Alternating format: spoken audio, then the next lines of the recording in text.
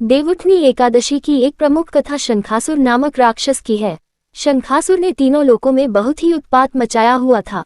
तब सभी देवताओं के आग्रह करने पर भगवान विष्णु ने उस राक्षस से युद्ध किया और यह युद्ध कई वर्षों तक चला।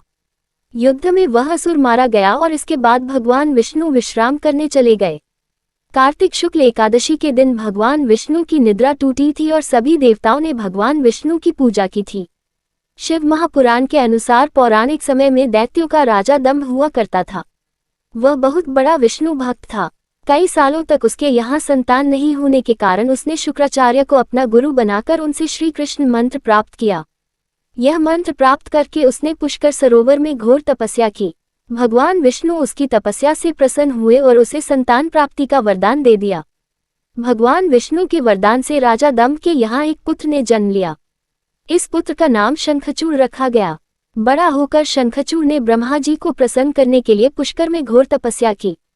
उसकी तपस्या से प्रसन्न होकर ब्रह्मा जी ने उसे वरदान मांगने को कहा। तब शंखचूड़ ने वरदान मांगा कि वह हमेशा अजर अमर रहे, वह कोई भी देवता उसे नहीं मार पाए। ब्रह्मा जी ने उसे यह वरदान दे दिया और कहा कि वह बदरीवन जाकर धर्मध्वज की पुत्री तुलसी जो तपस्या कर रही है उससे विवाह कर ले।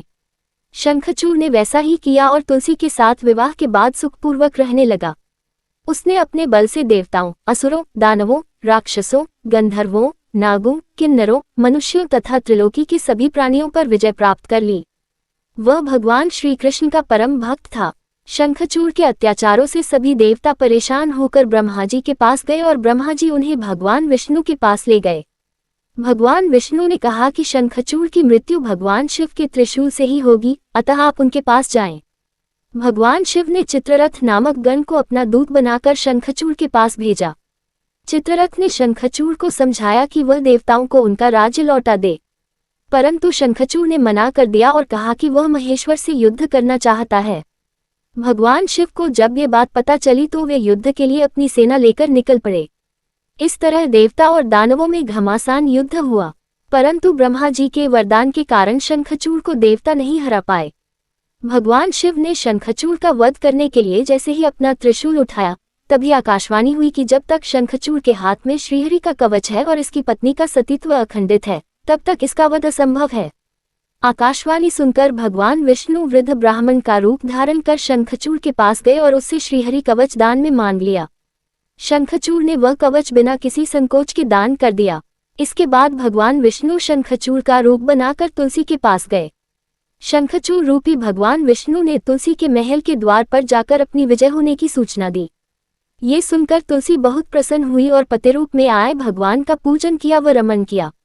ऐसा करते ही तुलसी का सतीत्व खंडित हो गया और भगवान शिव ने युद्ध में अपने त्रिशूल से शंखचूड़ का वध कर दिया। तब तुलसी को पता चला कि वे उनके पति नहीं है बल्कि वे तो भगवान विष्णु है।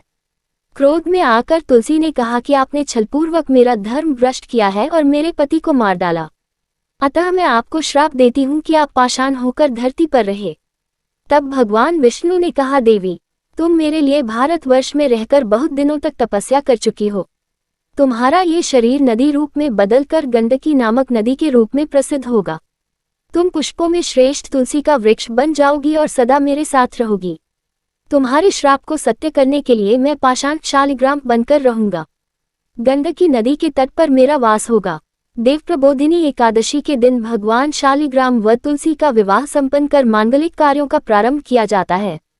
हिंदू धर्म मान्यता के अनुसार इस दिन तुलसी शालिग्राम विवाह करने से अपार पुण्य प्राप्त होता है।